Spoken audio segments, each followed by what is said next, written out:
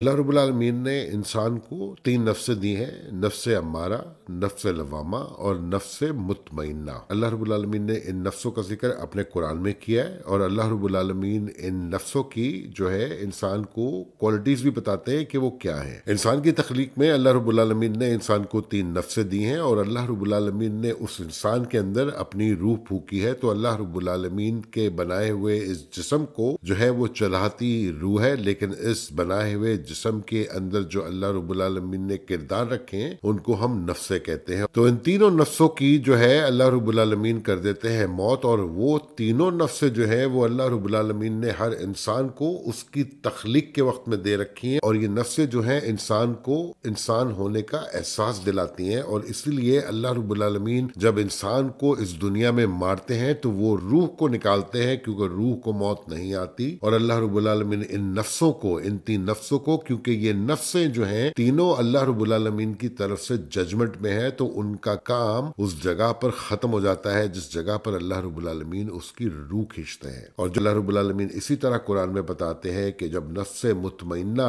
یہاں سے اٹھتی ہے تو اللہ رب العالمین کے فرشتے اس کو سلامتی کے ساتھ لے کے جا رہے ہوتے ہیں، اور اللہ رب العالمین نے برزخ کے مقام کا قرآن میں ذکر فرمایا ہے، جہاں پہ اللہ رب العالمین کی بنائی ہوئی روح، جس روح کو اللہ رب العالمین نے یہ قابلیت دے رکھی ہے کہ وہ اللہ کی عبادت کرے، اس روح کو برزخ کے مقام پر اس وقت تک رکھیں گے جس وقت اللہ رب العالمین جو ہے اس دنیا کو ختم کرنے کا ارادہ بنا لیں گے۔ تو اسی لیے یہ انسان ان 3 نفسوں کے کھیل میں ہے اس دنیا کے اندر، اور اللہ رب العالمین کی پسندیدہ نفس نفس مطمئنہ ہے، جس میں اللہ رب العالمین کے مطمئن بندے اللہ کے احکامات کے اوپر چلتے ہیں، اور اس کے پیغمبروں کو اور اس کی کتابوں کو اور اس کے فرشتوں کو اور اس رب العالمین کو جو ہے وہ مانتے ہیں، اور وہ مانتے ہیں کہ اللہ رب العالمین کی ذات بہت بڑی ہے، اور اس کے بعد اس کے فرشتے ہیں، اور اس کے بعد اس کی کتابیں ہیں، اور اس کے بعد اس کے پیغمبر ہیں۔ اسی لیے اللہ رب العالمین نے ہمیں ہماری کتاب کی جو ہے بہت اہمیت بتائی ہے جگہ جگہ اس قرآن کے اندر۔ اللہ رب العالمین یہی فرماتے ہیں کہ اللہ رب العالمین کی رسی کو مضبوطی سے تھام کے رکھو، اور ہم لوگ جو کہ اس کمزور عقیدے کے ساتھ چلتے ہیں، جو ہمارا فیتھ ہے، تو ہمیں تو اس رسی کو پکڑ کر کے باندھنا پڑے گا اپنے ساتھ،